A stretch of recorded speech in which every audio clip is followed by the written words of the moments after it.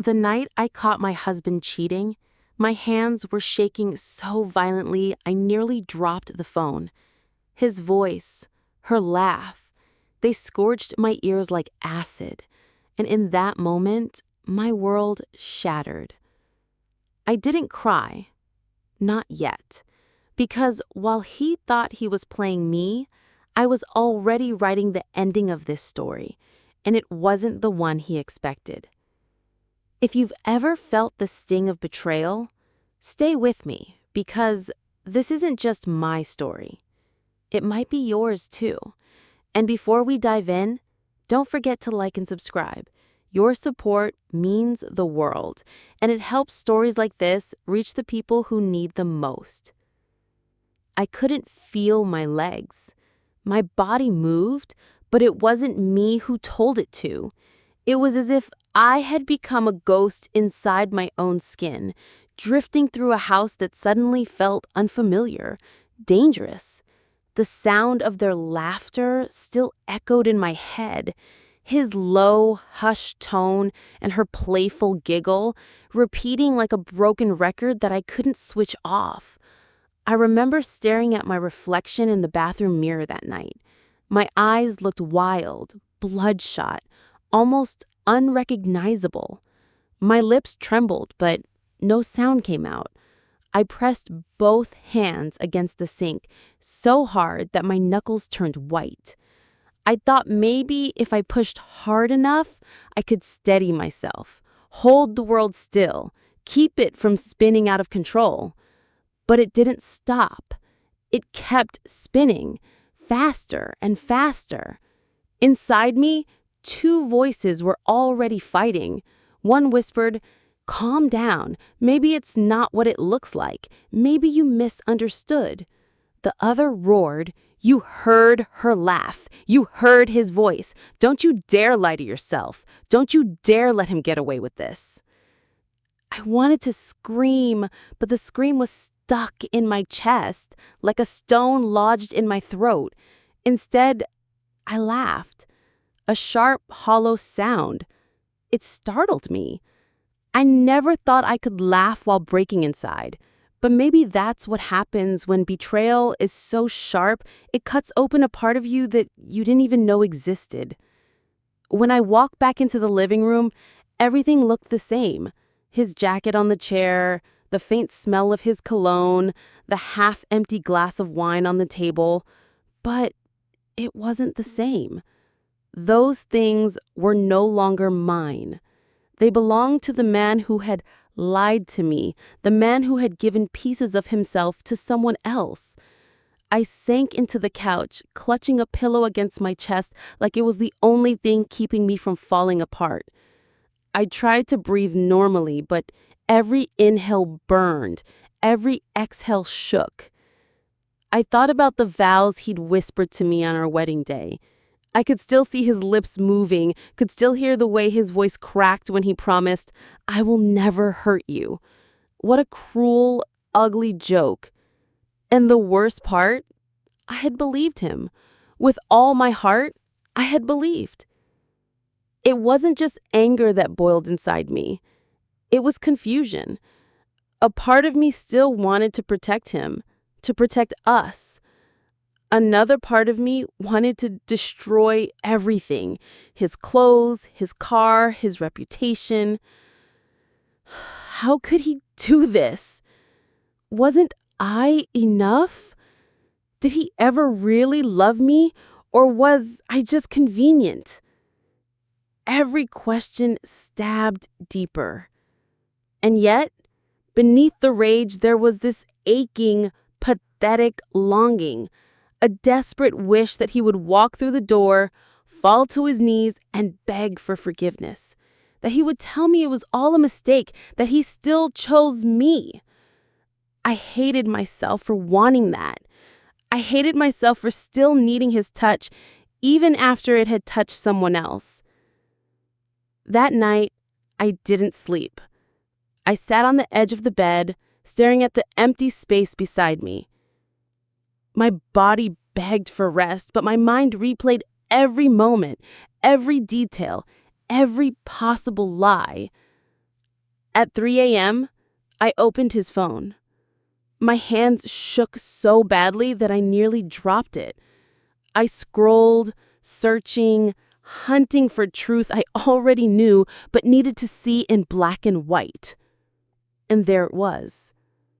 The text, the photos, the late night calls. It felt like swallowing glass. I whispered to myself over and over, "You're strong. You will survive this. You don't need him. You will not cry. Not tonight." But my voice cracked. My body betrayed me, just like he had. Tears finally came, slow and heavy, soaking the pillow I pressed against my face. I didn't want the world to hear me. I didn't want the night to know my secret. I told myself the tears were the last he would ever get from me. But deep down, I knew the battle had only begun. When I finally closed my eyes that night, I thought sleep would rescue me. But instead, I was dragged backward into memories I didn't ask for. Memories that used to be sweet now turned bitter poison. I saw him again, the first day we met.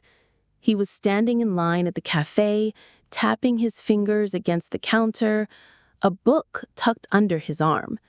I thought he looked impatient, maybe arrogant. But then he smiled. Oh, that smile.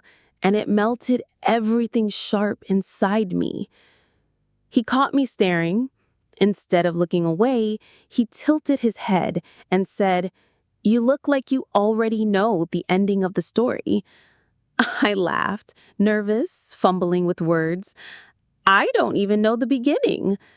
That was our beginning. A joke, a napkin with his number scribbled in crooked ink, a spark I never questioned. I can still feel the first time he kissed me. The way he leaned in, cautious, as if afraid he might break me.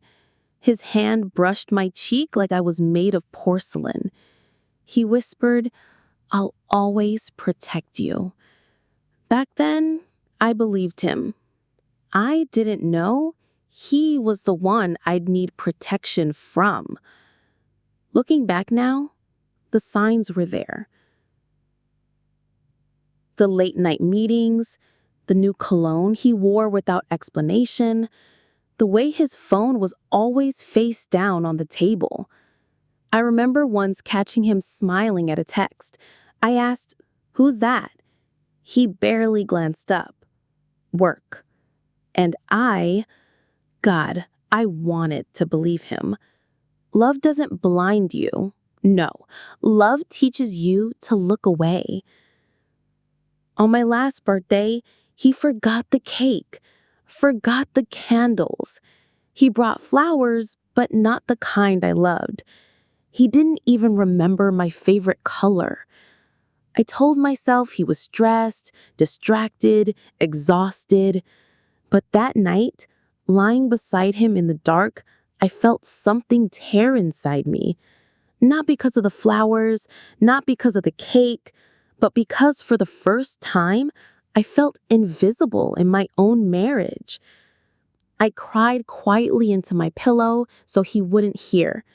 He turned over and slept soundly, as if my silence didn't matter. Now, in the present, those memories sting like salt in an open wound. I see us dancing barefoot in the living room, laughing at our clumsy steps. I see us planning trips we never took, dreaming futures that will never come true. Every sweet memory is poisoned now. They used to make me smile. Tonight, they make me sick. Because while I was clinging to the past, he was busy building a future with her. I hear his voice in my head, echoes from years ago. "I'll never leave you. You're my only one. We're forever." And then, like a dagger slicing through, I hear her laugh. the one I overheard just hours ago. The past and the present collide, tearing me apart. Memories can be cruel. They don't just remind you of what you had, they remind you of what you lost. I replayed everything, every laugh, every kiss, every promise. With each flashback, my chest tightened until I could hardly breathe. It felt like drowning, but this time, no one was going to pull me out. I whispered into the dark, almost to myself. How long were you lying to me? Was it all a lie? Or did you love me? Once. But no answer came, only silence. The morning after, the world felt surreal. The sun poured through the curtains as if nothing had changed, but I had.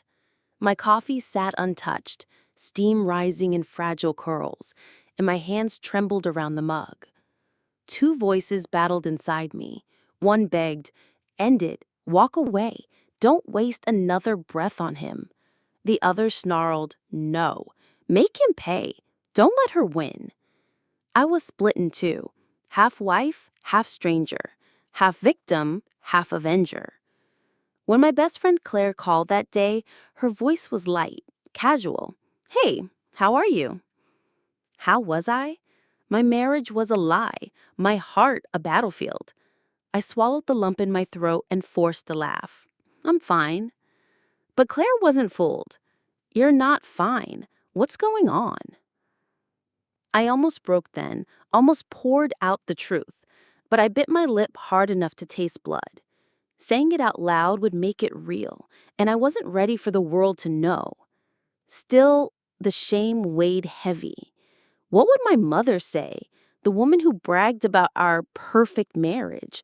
What would the neighbors think, the ones who waved every morning when he kissed me goodbye? The walls were closing in.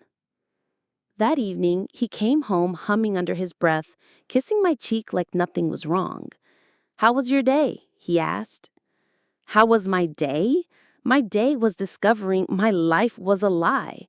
My day was swallowing shards of betrayal until my throat bled. I smiled, brittle, fine. He didn't even notice the crack in my voice, or maybe he chose not to. His eyes were glued to his phone, lips twitching at whatever message he was reading. Was it her? Did she text him while I sat right there? My stomach twisted, bile rising. That night, we ate in silence. I pushed peas across my plate, listening to the scrape of his fork against porcelain. When our hands brushed, he pulled away, as if my skin burned him. The scream clawed at my throat. Why? Why wasn't I enough? Why her? But the words stayed trapped. My rage raged silently as I swallowed bite after bite, tasting nothing.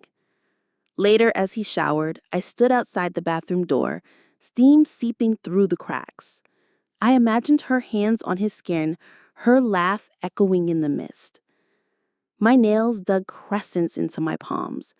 I wanted to fling the door open, scream, demand answers. But I froze. Because I wasn't ready. Not yet. 2 days later, the truth broke free. I met Claire at our cafe. Our cafe. The same place I first met him. The irony stung. As soon as she sat down, I whispered, "He's cheating."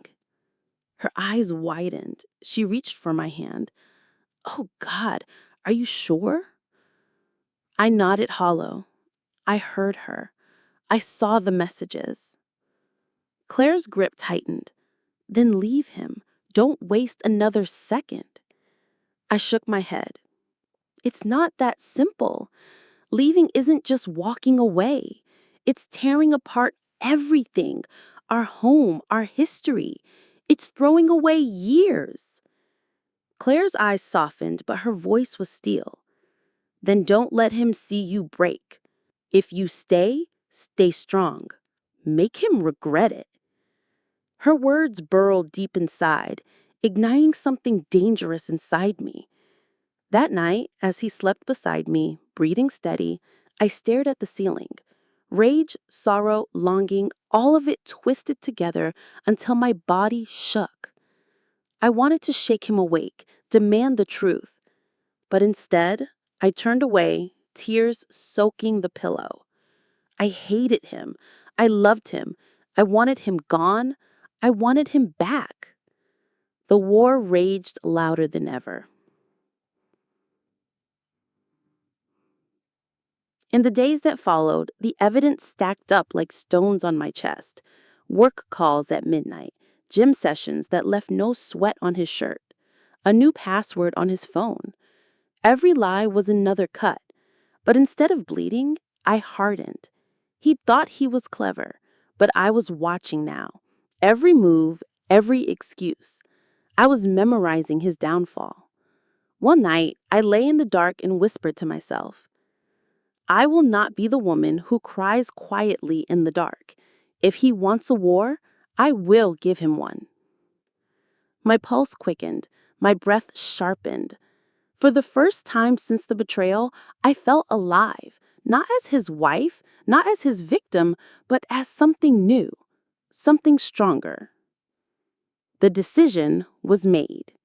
The night I decided I would no longer be his victim, something inside me shifted. I wasn't crying anymore. I wasn't trembling. I was calculating. If he thought I was blind, he was wrong. If he thought I was weak, he was dead wrong.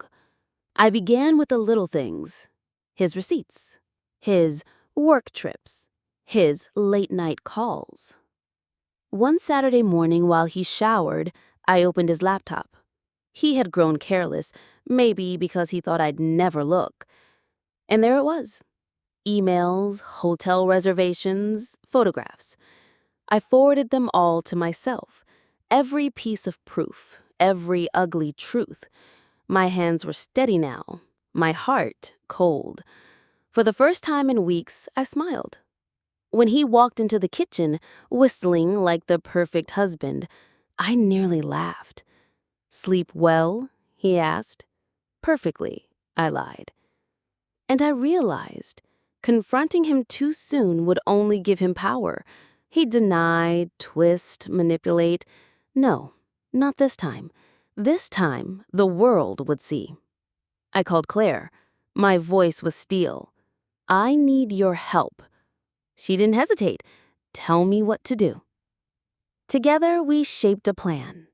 Not just to expose him, but to humiliate him.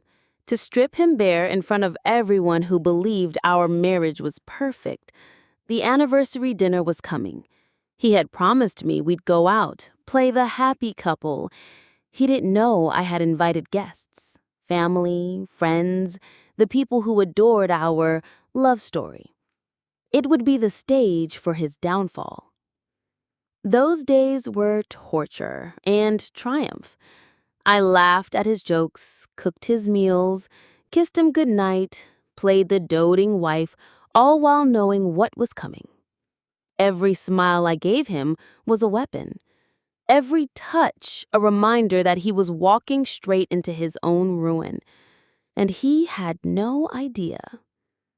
The restaurant buzzed with laughter and clinking glasses. Candles flickered, faces glowed.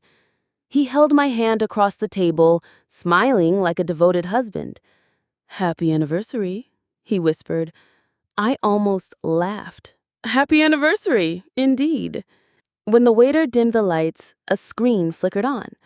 "A little surprise," I announced sweetly. He frowned. "What is this?" "Memories," I said. "Let's share our journey." The slideshow began with wedding photos, family vacations, smiling faces. The room sighed with warmth. And then it changed. Screenshots of his texts, photos of him with her, hotel bookings, lies exposed, gasps, murmurs. The silence was deafening. I turned to him. His face drained of color, his lips parted, useless. "Happy anniversary," I said, calm as ice. The whispers grew louder. Friends stared. Family recoiled. It's not what it looks like," he stammered. I cut him off. "It's exactly what it looks like. And now everyone knows." The room erupted, chairs scraping, voices rising, judgment crashing down on him. And I sat there, serene, watching the man who betrayed me crumble. He stormed out, humiliated, leaving whispers and broken illusions in his wake. Claire's hand squeezed mine under the table. "You did it," she whispered. I didn't smile. I didn't cry. I simply breathed for the first time in months, without choking. Later that night, I stood by the window, city lights flickering below. I thought revenge would feel like fire, like triumph. But it felt quiet. Because revenge doesn't erase betrayal. It doesn't mend a broken heart. But it does something else. It reminds you that you're not powerless. And for me, that was enough. The restaurant emptied quickly after the reveal. Friends whispered their goodbyes. Relatives shook their heads, the weight of betrayal hanging in the air like smoke. When I finally walked out, the night felt colder than usual. But I wasn't shivering anymore. For the first time in months, the chill didn't touch me. He came home late that night, his footsteps heavy, his face twisted with rage. "How could you do that to me?" he shouted, slamming the door. I laughed, a sound sharp as broken glass. "To you? All I did was show them the truth. You did the rest." "You've ruined me." His voice cracked, desperate. "No," I said softly. "You ruined yourself the moment you betrayed me." For the first time, he had no answer. He just stared, his mouth opening and closing like he was gasping for air. The phone didn't stop ringing the next day. My mother's voice was trembling. "Why didn't you tell me sooner?" My sister's fury came hot. I'll never forgive him for this. Friends reached out, some with sympathy, some with admiration for my strength. But strangely, I felt nothing. Not joy, not grief, just emptiness. As if betrayal had burned everything inside me, leaving only ash. That afternoon, I began to pack his things. His shirts, still smelling faintly of his cologne. His cufflinks, gifts from me on anniversaries past. Even the tie he wore on our wedding day. Each item I folded into the box was heavy, not with fabric, but with memory. I thought I'd collapse under the weight, but instead, I grew steadier. Every item I packed was proof that I was letting go. I didn't expect her, but she came, standing on my porch, eyes wet, voice trembling. "I'm sorry," she whispered. I stared at her, rage simmering under my skin. Sorry that you were caught, or sorry that you helped destroy a marriage? Tears spilled down her cheeks. "He told me he loved me. He told me you were—" "Don't." My voice was sharp, cutting. "Don't tell me his lies. I know them better than you ever will." For a moment we stood there, two women broken by the same man. And then, unexpectedly, pity washed over me. "Leave," I said, cold but calm. And she did. The days that followed were heavy, but bearable. The silence in the house was no longer his silence, it was mine. I started writing again, filling pages with my thoughts, my pain, my small victories. The words stitched me back together, one line at a time. I played music I loved, brewed the tea he once mocked, wore the dress he told me didn't suit me. Every little act was a declaration I belonged to myself again. When he returned to collect his belongings, the man I once loved stood before me like a shadow of himself. His eyes searched for the woman who used to forgive, who used to believe, who used to love him blindly. But she was gone. I handed him the boxes and said, "This is the last time you will ever hurt me." He opened his mouth, but no words came.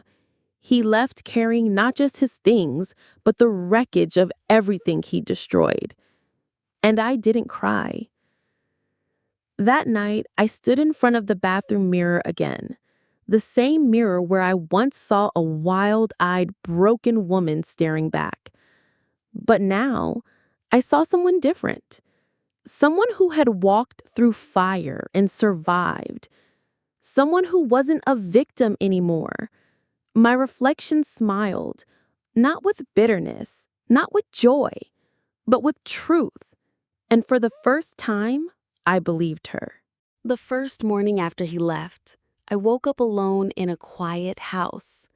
For a moment, I lay still, waiting for the familiar weight of despair to crush me. But it didn't come. The silence wasn't suffocating anymore. It was liberating. I opened the windows wide and sunlight spilled across the floor. The house seemed to sigh with me, breathing out years of lies and breathing in something new, freedom. I began to reclaim the little pieces of myself I had abandoned for him. I brewed the bitter tea he always mocked, and this time it tasted like strength. I slipped into the red dress he said didn't suit me, and for the first time, I wore it for no one but me. I put on the music he used to turn off and danced barefoot across the living room, laughing at myself, not caring how I looked. Each act was small, ordinary, but together they became something extraordinary, a declaration of self. This is me, and I am enough. Looking back, I realized betrayal hadn't destroyed me. It had revealed me. It showed me the strength I didn't know I carried, the fire I had buried beneath years of compromise. I used to think love meant sacrifice at any cost, forgiveness without limits. But now I know real love never asks you to lose yourself. Real love doesn't shrink you. Real love doesn't lie. One night, I sat at my desk and wrote him a letter. Not for him, but for me.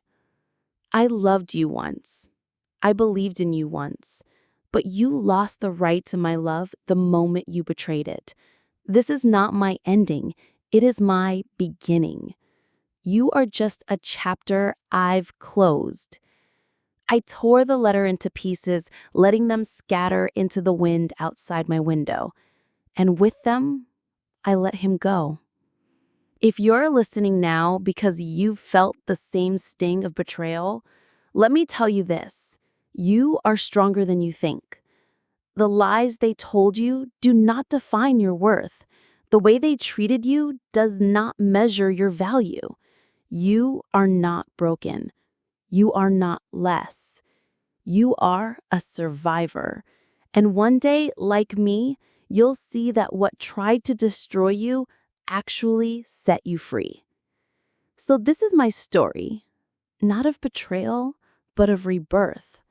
Not of revenge, but of strength. If you've walked through fire, know this.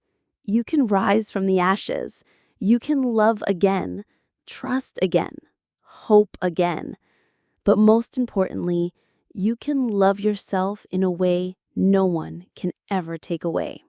And before you go, if this story touched you, if it reminded you of your own strength, don't forget to like and subscribe, because somewhere out there, another woman is still crying in the dark, still believing she's alone. Your comment, your voice, your presence here may be the light she needs to see that she isn't.